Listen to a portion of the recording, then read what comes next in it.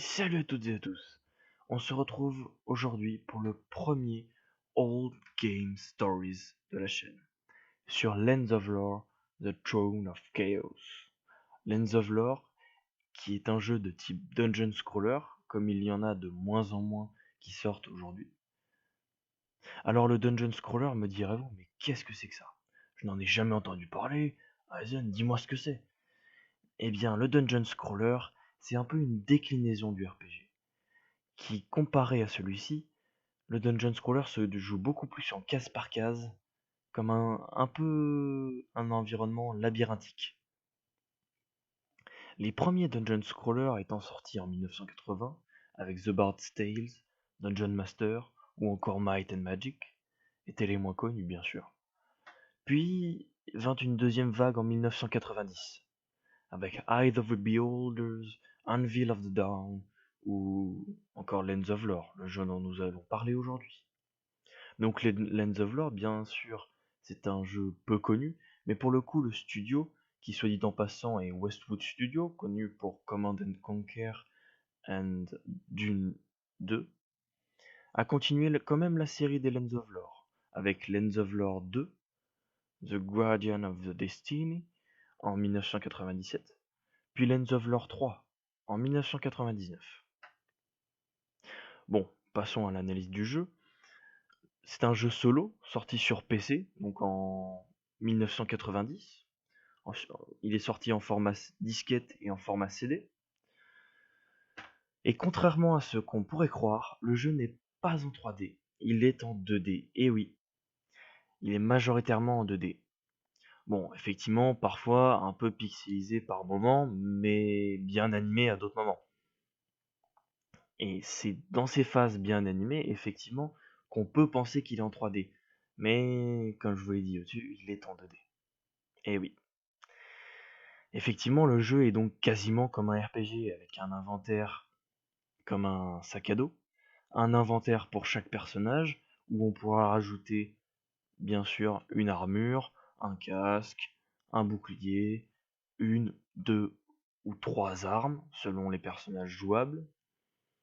D'ailleurs, ce petit écran, comme ça, et la manière des animations font beaucoup penser aux jeux FMV, les jeux avec beaucoup d'animations qui étaient surtout basés sur l'environnement, où on était surtout le joueur était surtout amené à cliquer sur son environnement pour faire réagir certaines animations ou certaines cinématiques.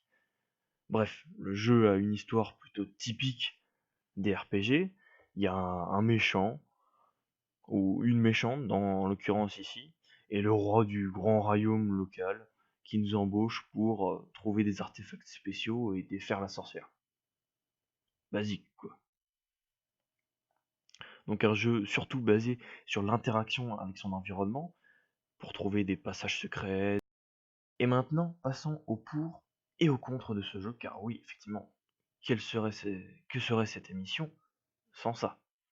Donc commençons par les pour si vous le voulez bien.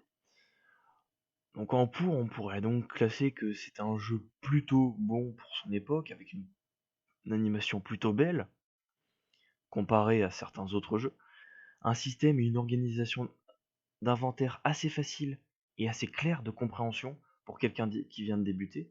Le jeu nous explique que dalle, mais pour le coup, c'est facile à comprendre niveau inventaire. On a aussi un univers divers et varié avec plein de décors différents, en passant par une ville, un donjon blanc, un, un château, mais aussi plein de monstres différents. Et oui, des monstres qui ne sont pas piqués d'autres jeux, mais qui sont bien originaux. Et comme je n'en ai pas parlé avant, il y a un doublage plutôt clair et une musique plutôt bien réalisée. Car effectivement, on pourrait dire que c'est un mauvais jeu, donc il a une mauvaise musique.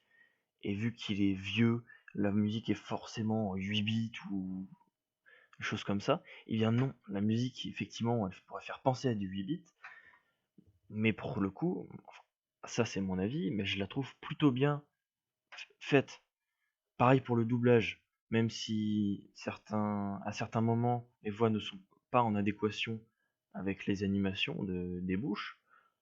Pour le coup, le doublage audio est pour le coup bien fait. Bon, et puis nous avons les contres, bien sûr.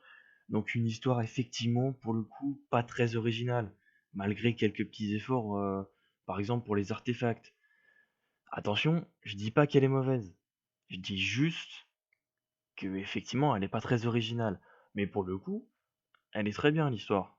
C'est une histoire basique, ils ont pas cherché à partir trop loin, ils n'ont pas fait trop basique non plus. Ça va très bien. Et oui, effectivement, on peut rajouter le critère d'aujourd'hui. On peut toujours rajouter le critère des graphismes, qui sont effectivement, comparés à certains chefs-d'œuvre d'aujourd'hui, sont pas très. Il est pas très beau le jeu, mais bon, on peut faire avec.